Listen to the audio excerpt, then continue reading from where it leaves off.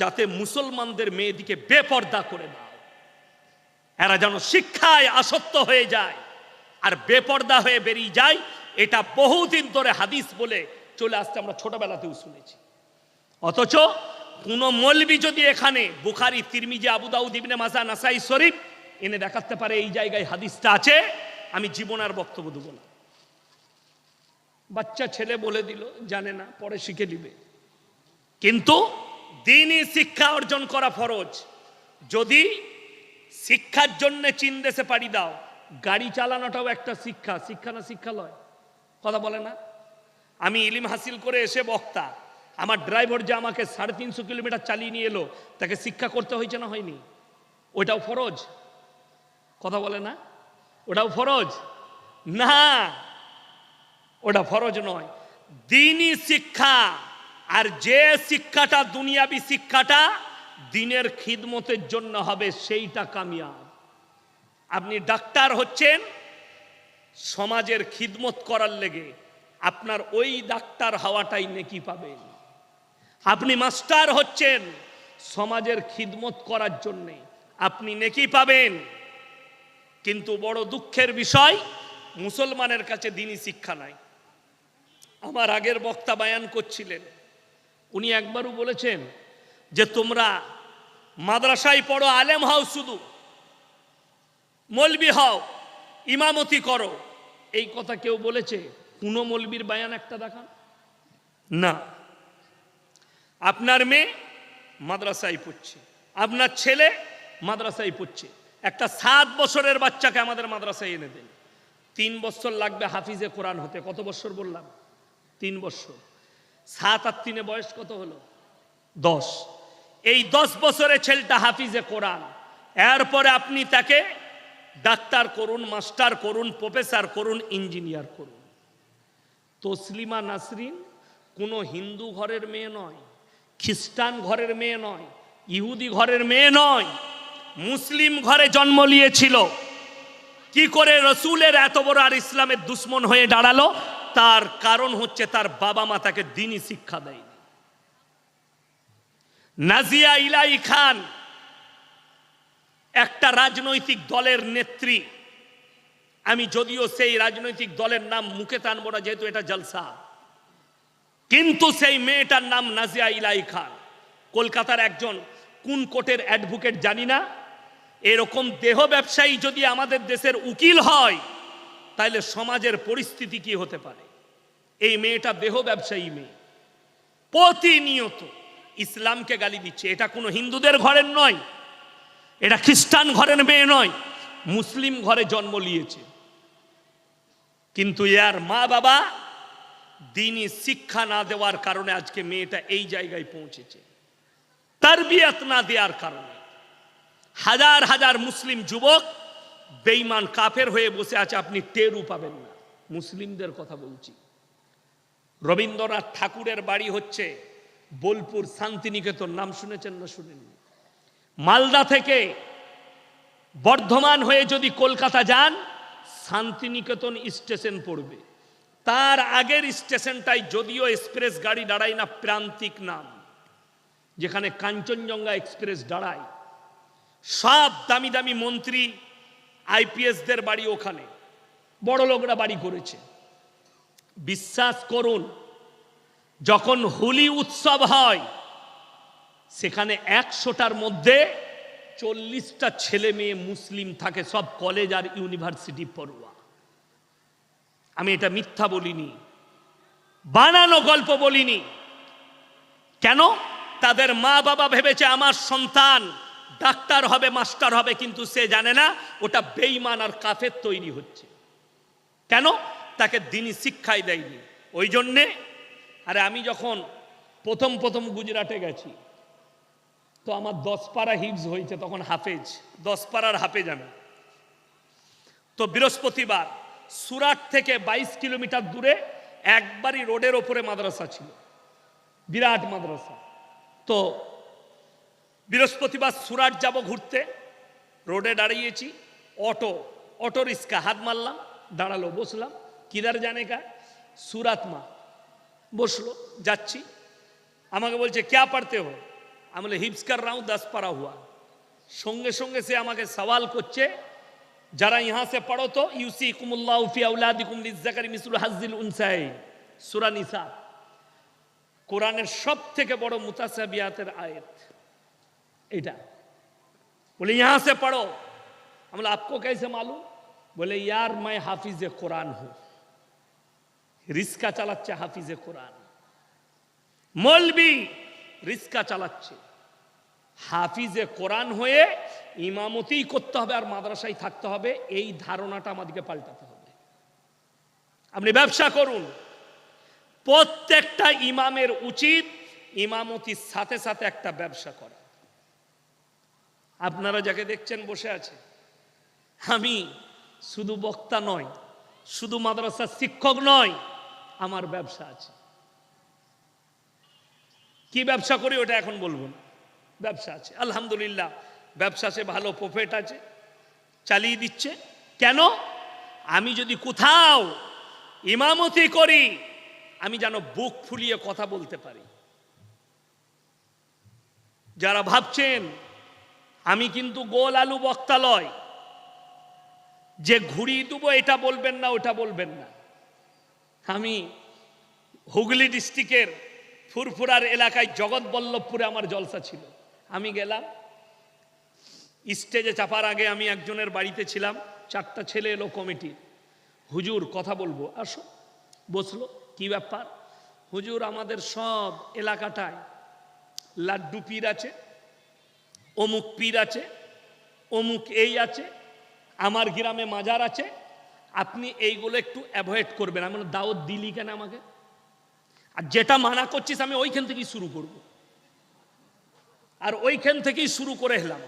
আমি বললাম বাপের বেটা কেউ যদি থাকে স্টেজে নিয়ে আসবে। আমি 2 ঘন্টা স্টেজে ছিলাম, কেউ আসেনি। আমি আমার কোরআন হাদিসের কথা বললাম, শিরক আর বেদাতের কথা বললাম, যেটা ইসলাম বিরোধী কাজ তার বিপক্ষে বললাম।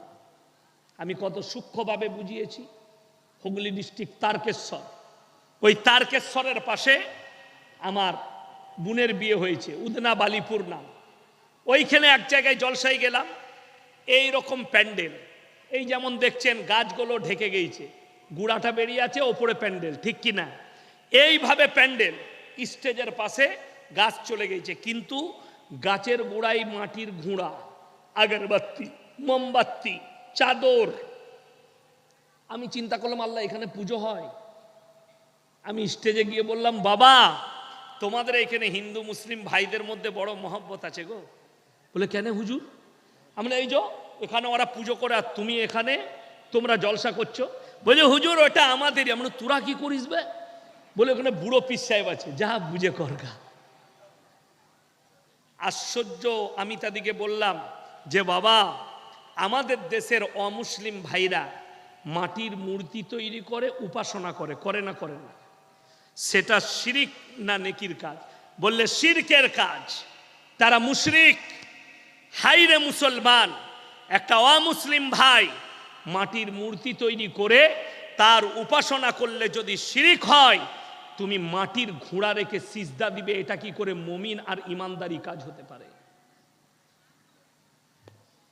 কয়েকটা বুড়ো, জলসা শেষ হলো, 3-4টা বুড়ো উঠে বলছে হুজুর বায়ান যা হলো হলো, কিয়াম করলেন না, এটা একটু খারাপ লাগলো। যুবকরা আমার পক্ষেই ছিল।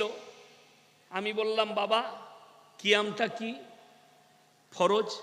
বলে জি না। সুন্নত? জি না। ওয়াজিব? জি না। নফল? জি না। আমি তাহলে কি ঘোড়ার ডিম? এটা নিয়ে ঝামেলা করছো কেন? বড় কষ্ট। আপনারা দেখেছেন মোবাইলে।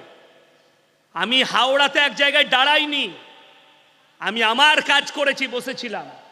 সেই ভিডিওটাকে নিয়ে ফুরফুরার এক হুজুরের ছেলে, তার নাম সাফেরি সিদ্দিকী, সে বলেছে আমি যদি ওই স্টেজে থাকতাম লাথি মেরে ফেলে দিতাম। তুই তো দূরের কথা, তোর বাপ থাকলেও আমার সঙ্গে লাগবে না। আমি আমার জায়গায় স্ট্যান্ড আছি। সে তার কাজ করেছে, আমি আমার কোরআন হাদিসের বক্তব্য দিয়েছি। সে বলেছে চলবে, আমি বলেছি চলবে না। তুই বুঝে লিগা দুজনে কি বস করা, সে পালালো কেন? যে করছিল সে পালানো কেন? সে ছেড়েছে আর আমি বয়ান ধরেছি, খুতবাও পড়ি নাই। কেন? কটা বৃদ্ধ বাবাজি দাড়িওয়ালা বিজির বিজির করছিলে, ইয়া তিনটায় বিয়াদ, ও একদম নমরুদ, ও একদম হারামখোর, গালি দিবে আর আমি ছেড়ে দেব? কষ্টের বিষয়, দিন না বুঝার কারণে, আল্লাহ রসুল সাল্লাল্লাহু আলাইহি সাল্লামের আদর্শ না জানার কারণে এই হালতে পৌঁছেছে। তা না হলে আপনাকে মালদাই দেখিয়ে দেব। মালদা টাউনের খবর জানি না, কালিয়াচকে 12ই রবিউল আউয়াল কলমা লেখা ঝান্ডা, কিন্তু এক ওয়াক্তের নামাজ পড়ে না হারামখোর, এক ওয়াক্তে। হাওড়া তু তাই, 12ই রবিউল আউয়ালের দিনে আমার জলসা ছিল জালালসি হাওড়াতে, তারপরে জলসা করতে গেছি বাগনানে শেষ রাত্রিতে, রাত 2টো থেকে 4টা বায়ান আমার। তো স্টেজে আমার 1 ঘন্টা বায়ান করা হয়েছে, সঙ্গে সঙ্গে 4-5টা যুবক বলছে, এই যে আপনি বললেন কি যে 12ই রবিউল আউয়ালে জুলুস বার করা যাবে না, মানা যাবে না, কোথায় লেখা আছে? আমি বললাম আমার জানা নেই। আমি বললাম আমার জানা নাই যে কোথায় লেখা আছে হারাম, কিন্তু তারদিকে আমি ইউটিউব খুলে একটা জিনিস দেখালাম। এই বৎসরের আগের বৎসর হাওড়া বাগনান কোলাঘাটের কাছে মুসলিম যুবকরা ডিজে বাজিয়ে ড্যান্স করেছে 12ই রবিউল আউয়ালে। গান বাজনা হালাল না হারাম? কথা বলে না, হারাম। যদি হারাম হয়,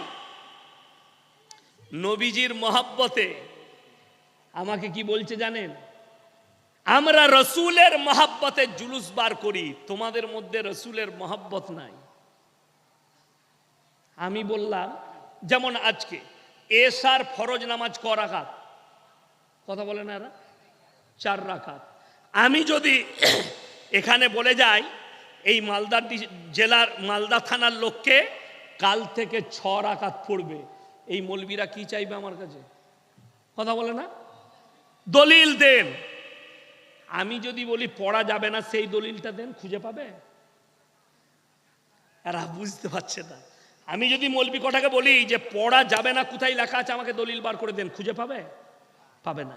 আমাকে বলছে রসুলের মহব্বতে আমরা জুলুস বার করি। আমি বললাম আল্লাহর মহব্বতে তাইলে 6 রাকাত নামাজ কেন পড়বি না? কথাটা বুঝতে পারেননি? রসুলের মহব্বতে যদি জুলুস বার করতে হয়, ওটা যদি জায়েজ হয়, আল্লাহর মহব্বতে 4 রাকাত নামাজটা 6 রাকাত কেন পড়বি না? তখন বলছে হুজুর দলিল দেন। এই যে জায়গাটায় জলসা করছি বাগানটায়, আমি যদি বলি বাগানটা আমার বাপের, দলিল কে দিবে? কথা বলে না? এ দলিল কাকে লাগবে? আমাকে দিতে হবে। আর আমি যদি বলি আমার বাপের লয়, এরকম একটা দলিল তোমরা দেখাও, আমাকে পাগলখানায় পাঠাবেন না? পাঠাবেন না? তো যে মালকটা আমাদের কাছে দলিল চাইছে, জুলুসের দলিল দাও, তাকে জিজ্ঞেস করো যে তুই ভালো করে গিয়ে কোথায় রাঁচিতে দেখা। তা না হলে ওই ভণ্ড জিলাপি হুজুরকে বলবো আমার বর্ধমানে এসো, এখন সব থেকে বড় ডাক্তারের নাম হচ্ছে ওম প্রকাশ সিং, ওপি সিং, ব্রেনের ডাক্তার। আমি খরচা করে দেখিয়ে দেবো যে আর ব্রেনটা ঠিক করো, যে নবীর মহব্বতে জুলুস বার করবে আর আল্লাহর মহব্বতে 2 রাকাত বেশি নামাজ পড়বেন। এর থেকে বড় দলিল আর কি দেবো তাদেরকে? তার জন্য গালি। আজকে শুনেলেন এই ভারতবর্ষের মধ্যে বাংলা, বিহার, উড়িষ্যা, আসাম, এই কটা রাজ্যের সব থেকে বেশি মানুষ শিরক আর বেদাতে ডুবে আছে। আমি উত্তরপ্রদেশ লখনৌ নাদওয়াতুল উলামায় একবার লখনৌ গিয়েছিলাম। তো সেখানকার যিনি মোহতামিম মোল্লা রাবে হোসনে সাহেব, তিনার সঙ্গে দেখা করলাম। তিনি আম খাওয়ালেন। আমরা বাপ বেটাই গিয়েছিলাম, ইরফানিয়ায় জলসা ছিল আমার আব্বাজির সাথে, আমি গিয়েছিলাম। তো তিনি বললেন, আমি বললাম হজরত কুছ নসিহত কর দিজিয়ে। বড় আলেম কি বললেন জানেন? बोलें बंगाल और बिहार के ज्यादातर लोग शिरक और बिदात में डूबी हुई है, उनको उठाओ, वहां से निकल कर लाओ। এটা আমাকে নসিহত দিলেন। আমি নিয়ত করলাম আমার মিশন হবে, আমার আব্বাজির মিশন ছিল আজও পর্যন্ত শিরক আর বিদাতের উপরে, কুফরির উপরে। আমার জিন্দেগিটাও জানো মানুষের খিদমতে শিরক আর বিদাতের বিরুদ্ধে আমার জীবনটা অতিবাহিত হয়। আমি জানো আল্লাহকে বলতে পারি, আল্লাহ এক, আল্লাহর ইবাদতের দাওয়াত আমি মৃত্যুকাল পর্যন্ত দিয়েছি। এটা যেন কবরে গিয়ে বলতে পারি, তবে মনে প্রাণে শান্তি পাবো। আজকে কষ্টটা ওই জায়গায় লাগে। আমার আব্বাজি ইনি চিনেন, এইখানেও অনেকবার এসছেন বলছে। আমার আব্বাজির নাম হচ্ছে মোল্লা শওকত আলী মাজাহিরি। তিনি এখন বয়স 80 বছর। কত বললাম? 80 বছর। দূরে যেতে পারেন না, ট্রেনে চাপতে পারেন না, গাড়ি করে এলাকায় বর্ধমানে হাওড়াতে যতটুকু হয় ততটুকু যায়। আমার আব্বাজি যদি এখন আমাকে বলে, বাপ আমি যদি মারা যাই আমার কবরটা পানির মধ্যেখানে দিবি, আমাদের ওখানে সব থেকে বড় নদী আছে দামোদর নদী, তা আপনারা কি মনে হচ্ছে দেয়া যাবে? কথা বলে না, যাবে না। আমাকে ভাবতে হবে আমার আব্বাজি ভুল বকছে, পানির মধ্যেখানে কবর দেওয়া যাবে না। কেন? কোরআনে আছে, শুনেলেন, মানুষ খেয়ে বলে খাই নাই, শুয়ে বলে সই নাই। হ্যাঁ, আমি আমার নানিকে দেখেছি। আমাদের বাড়িতে 40 বছর আমার নানি ছিলেন এবং আমার বাড়িতেই মৃত্যুবরণ করেছেন। তাহাজ্জুদ গুজার মানুষ ছিলেন, কিন্তু শেষ বয়সে যখন আব্বাজি জলসা থেকে আসতেন কি বলতেন জানেন? আমাকে এখনো ভাত দেয়নি, কিন্তু আমরা চোখে দেখলাম মা ভাত দিয়েছে, খেয়েছে। আমার নানি, নিজের নানি। তো আমার মাকে হচ্ছে তার বিটি, বিটি কখনো মাকে ভাত দিবে না মনে হয়? যদি বউ হতো, শাশুড়ি হতো, তাইলে কিছুটা মানা যেত যে না, বউমা মনে হয় শাশুড়িকে ভাত দেয় না। কিন্তু আমার নানি মানে আমার মায়ের নিজের মা, জন্মদাতা মা। কিন্তু আমার আব্বাজিকে বলতো, ব্রেন হ্যাং করছিল, বয়স হয়ে গেছে, 90 পেরিয়ে গেছে। শুনেলেন, আমাকে ভাবতে হবে আমার আব্বাজি হয়তো ভুল বকছেন, 80 বছর হয়ে গেছে। তো আমার ভাই অবাক লাগে, কোন সুস্থ মস্তিষ্কের মানুষ পানির মধ্যেখানে কারুর কবর দিবে? দিবে না। কিন্তু বোম্বেতে চলুন, হাজি আলী বাবার কবরটা, মাজারটা পানিতে। আমি চিন্তা করছি কোন পাগল আর ছাগলে ওইখানে মাজারটা কবর দিতে গেছিল পানির মধ্যেখানে, আর দিলেই কখন? পানিতে কবর থাকবে না, লাশটা ভেসে যাবে। অথচ আমাকে ফোনে গালি দিচ্ছে, মাজারটাই কিচ্ছু নাই, ফাঁকা। যদি বিশ্বাস না হয় আমার গাড়িতে চাপুন, আমি ইয়াসিন যদি মিথ্যা কথা বলি, কোরআন সাক্ষী আছে সামনে, আমার বাড়ির কাছে নিয়ে গিয়ে জিজ্ঞেস করাবো।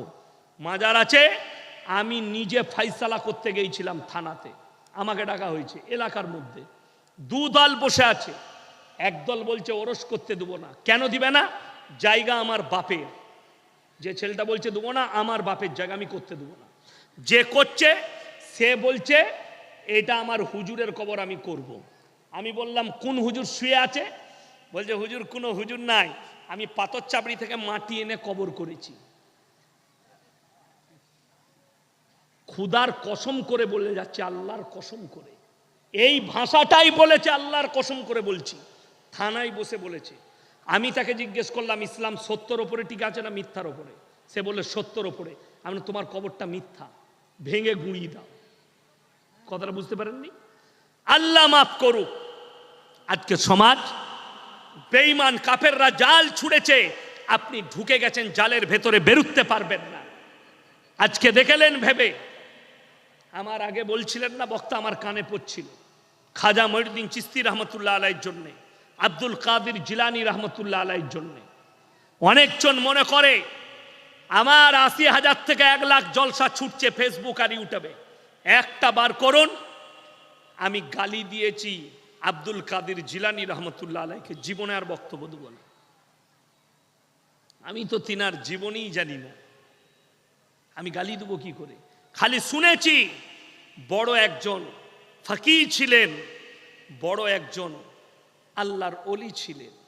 এতটুকু শুনেছি, আমি গালি দেবো কোন হিসাবে, তিনার আখলাক চরিত্র সম্পর্কে জানি না, কিন্তু তিনার নামে যারা মিথ্যাচার করছে, আপনারা মনে করছেন আমি বানিয়ে বলছি, এক্ষুনি শুনিয়ে দেবো, আমার মোবাইলে একদম লোড করে রেখে দিয়েছি। উত্তরপ্রদেশের বক্তা বয়ান করছে, জিলাপি হুজুর বয়ান করছে, एक ऐसा दौर था, एक ऐसा जमाना था, कोई अगर बगैर उजू का बड़ा पीर का नाम ले लेते तो वह मर जाता था। नाउजुबिल्लाह बोलें। বলছে বড় পীর আব্দুল কাদের জিলানির নাম বিনা উজুতে নিলে লোক মরে যেত। আপনারা বলুন, আমাদের তো এখন ম্যাক্সিমাম লোকের উজু নাই, ঠিক বললাম না ভুল বললাম? আচ্ছা সবাই একবার বলুন তো সাল্লাল্লাহু আলাইহি ওয়াসাল্লাম বললেন, নবীজির ওপরে দরুদ পাঠালাম, পাঠালাম না পালাম না? সবাই বলুন তো লা ইলাহা ইল্লাল্লাহ মুহাম্মাদুর রাসূলুল্লাহ বললেন। আচ্ছা কোন লোক মারা গেল এখনো? যারা বিনা উজুতে আছে মরল কেউ? কষ্ট লাগে। নবীজি হচ্ছেন পৃথিবীর আদি থেকে অন্ত পর্যন্ত সৃষ্টির শ্রেষ্ঠ, তিনার নাম বিনা উজুতে নিলে লোক মরে না। আল্লাহ সব থেকে পৃথিবীর পাওয়ারফুল, যিনি সৃষ্টিকর্তা, তিনার নাম নিলে লোক মরে না। লাড্ডু পীর বলছে বড় পীরের নাম নিলে লোক মরে যায়। আপনি কি মনে করছেন আমি কেন বলছি? ইসলামটাকে মাজাক বানিয়ে রেখে দিয়েছে, এটাকে টোল করেছে কোনো মুসলিম যুবক নয়, আমাদের মতো মৌলবি নয়, একটা অমুসলিম ছেলে টোল করেছে। ये लोग तो हमारे धर्म को काल्पनिक कहता है, আমাদের ধর্মকে গল্প বলে। এদের ধর্মটা কতটা গল্পই ভরা দেখে নাও। তারা তো আর জানে না এটা জিলাপিওয়ালা হুজুর আর ইয়াসিনটা আলাদা, এটা জানে না। জানে কি? জানে না, তারা জানে মুসলমান। তো বললে এদের ধর্ম গল্পতে ভরা। আমি বীরভূম ডিস্ট্রিক্টে বায়ান করছিলাম, সে বক্তা খাই নাই, কি বায়ান করছে? ভাইয়েরা মায়েরা বোনেরা, খাজা মঈনুদ্দিন চিশতি রহমাতুল্লাহ আলাইহি একবার কলে পানি নিতে গেছেন, গ্রামের মানুষ পানি দেয়নি, তিনি সঙ্গে সঙ্গে আনা সাগরের পানিটা নিজের বদনাতে ভরে নিয়েছেন। যা বুঝে করব, পেলি কোথায় বে? আচ্ছা গোটা সাগরের পানি বদনার ভেতরে আসবে? কথা বলে না। এটা কার গল্প? খাজা মঈনুদ্দিন চিশতি রহমাতুল্লাহ আলাইহির নামে মিথ্যাচার। নবীজির একটা হাদিস দেখিয়ে দেন আমাকে, যে নবীজি সাল্লাল্লাহু আলাইহি সাল্লাম গোটা সাগরের পানিগুলো নিজের হাতের মুঠোয় নিয়েছেন। একটা কোন মৌলবি যদি আমাকে জয়ীফ হাদিস দেখায়, আমি আর জীবনে বক্তব্য দেব না। একটা জাল হাদিস দেখিয়ে দেন। বয়ান হচ্ছে 24 পরগনায়, জলসায় আছি। ভাইয়েরা মায়েরা বোনেরা, বড় পীর আব্দুল কাদের জিলানী তিনি খানা খেতে বসেছেন, দস্তরখানে দেশি মুরগি দিয়ে ভাত খাচ্ছেন, খাচ্ছেন মাংসগুলো আর হাড্ডিগুলো একদিকে রাখছেন। খেতে খেতে একজন মুরিদ বলল, বাবা আপনি এই হাড্ডিগুলো একদিকে রাখছেন কেন? তখন বড় পীর বললেন, বাবা আমি যে মুরগিটা খাচ্ছি বাপ, এই মুরগিটাকে জীবিত করার ক্ষমতায় আমার আছে। জোরে বলুন নাউজুবিল্লাহ। আমি বলে যাচ্ছি, পৃথিবীর কোন মৌলবি যদি আমাকে দলিল দিতে পারে, রসুল আকরাম সাল্লাল্লাহু আলাইহি ওয়াসাল্লাম তিনি বকরির মাংস খেয়েছেন, বকরিটাকে জীবিত করেছেন। দুম্বার মাংস খেয়েছেন, দুম্বাকে জীবিত করেছেন। উটের মাংস খেয়েছেন, উটকে জীবিত করেছেন। আমি ইয়াসিন কাল থেকে আর বক্তব্য দেব না। একটা যদি জাল হাদিস দেখাতে পারে এই মৌলবি কটা, চ্যালেঞ্জ।